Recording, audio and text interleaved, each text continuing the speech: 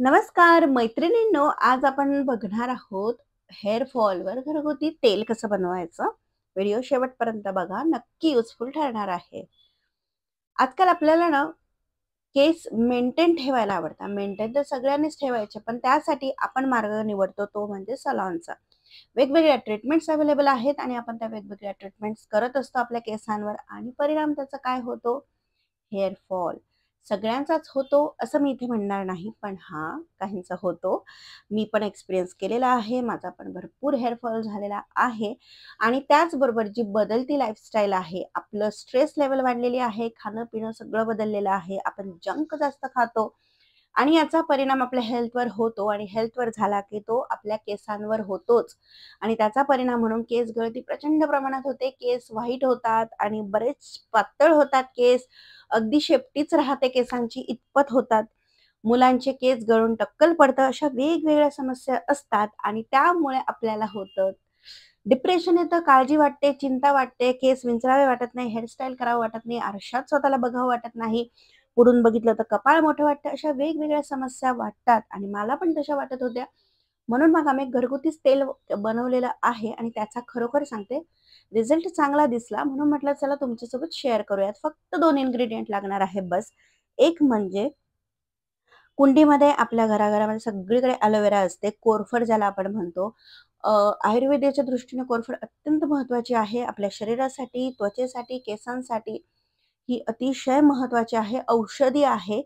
तर काय करायचं, कोरफड घ्यायची आहे आणि तिच्या बाजूचे जे काटे असतात ते काढून घ्यायचे. पण ते काढण्याच्या आधी 3-4 तास कोरफड अशी अशा पद्धतीने व्हिडिओमध्ये दाखवलंय त्या पद्धतीने ठेवायची. म्हणजे तिचा जो चिक टाईप असतं ते निघून जाईल. चॉकलेटी असं निघतं ते आणि त्यानंतर तिचे काटे काढून घ्यायचे कारण ते कडवट असतात आणि त्यानंतर एलोवेराचे असे छोटे-छोटे क्यूब्स आपल्याला कट करून घ्यायचे आहेत. इथे बनवण्यासाठी मी घेतलेलं आहे तेल.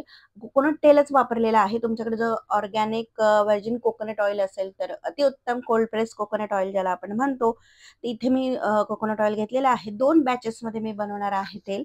तर लोखंडाची कढई घेतलेली आहे. लोखंड हे आयरन आपल्या हेल्थसाठी महत्त्वाचं असतं. म्हणून लोखंडाच्या कढईमध्ये ही पूर्ण बॉटल मी एम्प्टी केलेली आहे.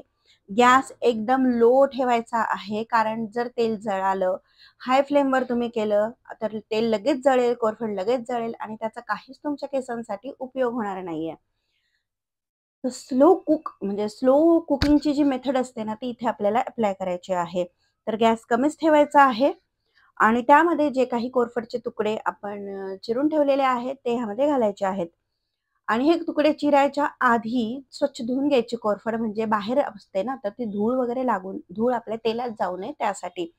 धुवून, पुसून, कोरडी करून मग तिचे तुकडे असे छान करायचे आहेत आणि तेलात सोडायचे आहेत. एकदम गरम तेलात अजिबात टाकायचं नाही आहे.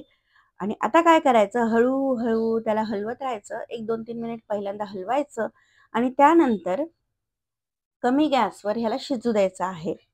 कितपत शिजवायचं, की ही जी एलोवेरा आहे ती अशी चॉकलेटी काळसर अशा रंगाची होईल. त्याच्यातलं जे काही जेल असतं ते पूर्णपणे श्रिंक होतं. इथपर्यंत आपल्याला हे तेल उकळवायचं आहे. साधारण 20 मिनिट 20 मिनिट करायचं आहे. म्हणजे जो एलोवेराचा अर्क आहे तो त्या तेलामध्ये पूर्णपणे जाईल आणि ते तेल आपल्याला एकदम मस्त हेअर फॉलसाठी उपयोगाला येईल. तुम्हा कोणाला जर एलोवेराची ॲलर्जी असेल, तर तुम्ही सुरुवातीला पॅच टेस्ट नक्की करा, की तुम्हाला इचिंग होत आहे का? किंवा काही त्रास होत आहे का? तर थोडंसं कानाच्या मागच्या साईडला तुम्ही थोडंसं तेल लावून बघा. ठेवून बघा 1 तास. काही तुम्हाला प्रॉब्लेम वाटत असेल, तर ते यूज नका करू आणि काहीच वाटत नसेल, तर तुम्ही you are free to use. तर इथे तेल छान उकळत आहे. मध्ये-मध्ये हलवायचं म्हणजे मग ते जळणार नाही. आणि अशा प्रकारे पहिल्यांदा बबल येतात आणि मोठी कढई घ्यायची आहे. अगदी कट टू कट तेल येईल असं नाही, कारण हा फेस असतो, हा वरती-वरती यायला बघतो. म्हणून मोठी कढई असेल तर बाहेर तेल पडणार नाही, आपल्याला चटका बसणार नाही. आणि हे उरलेलं आहे, तर याच्यामध्ये आम्ही दुसरं म्हणजे पॅराशूटच्या दुसऱ्या तेलामध्ये बनवणार आहोत. कारण ते दुसरं तेल नॉनस्टिकी आहे. त्यामुळे मी हसबंडला ते पाहिजे होतं म्हणून ते नॉनस्टिकीमध्ये थोडंसं बनवलेलं आहे आणि आम्हाला हे दुसरं. तर एक 10 मिनिट नंतर बघा हळू-हळू एलोवेराचा कलर बदलायला लागलेला आहे. आणि जेव्हा हे तेल तयार होईल, तेव्हा रात्रभर आम्ही हे मिश्रण ह्याच कढईमध्ये ठेवलं होतं आणि एक कढईमध्ये ठेवलं होतं, एक वाडग्यामध्ये ठेवलं होतं आणि सकाळी ते फिल्टर करायचं म्हणजे गाळून घ्यायचं आहे आणि जो ॲलोवेराचा भाग उरतो तो असा कापडाने पिळून घ्यायचा म्हणजे त्याच्यातलं पण सगळं तेल निघून जायला पाहिजे म्हणजे आपल्याला वापरता आलं पाहिजे. तर इथे खूप गरम आहे तेल. गरम तेलाला अजिबात हात लावायचा नाही, भांड्याला हात लावायचा नाही. तेल छान थंड होऊ द्यायचं आणि त्यानंतरच बाटलीमध्ये भरून ठेवायचं आहे. मग काय करायचं, जेव्हाही तुम्हाला केस धुवायचे असतील त्याच्या मस्तपैकी 1 तास आधी हे तेल लावायचं आहे. हलकं कोमट करू शकता तुम्ही आणि प्रत्येक आपल्या भांगामध्ये मैत्रिणींनो हे तेल लावायचं. अ, माणसं सुद्धा लावू शकतात, बाया पण सगळे लावू शकतात.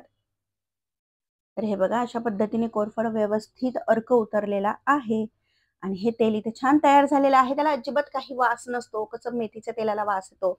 मग आपल्याला ते बऱ्याच वेळा लावलं तर बाहेर जाता येत नाही. तसं ह्या तेलाला काहीच प्रॉब्लेम नाही. अजिबात काही वास नाही आणि वास असला तरी इतका माईल्ड की काहीच वाटत नाही. आणि मग हे तेल मस्त लावायचं, ठेवायचं, चोळायचं, छान मसाज करायचा आणि त्यानंतर हेअर वॉश करा.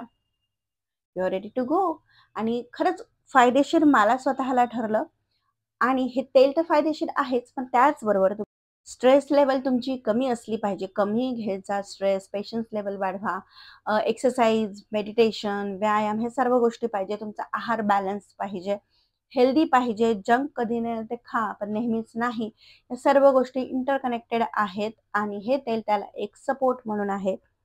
तर असं छान तेल तुम्ही पण बनवून बघा, वापरून बघा आणि वापरायच्या आधी पॅच टेस्ट करा, की तुम्हाला एलोवेरा सूट होते की नाही. तर आय होप तुम्हाला आजचा व्हिडिओ आवडला असेल. व्हिडिओ आवडला असेल तर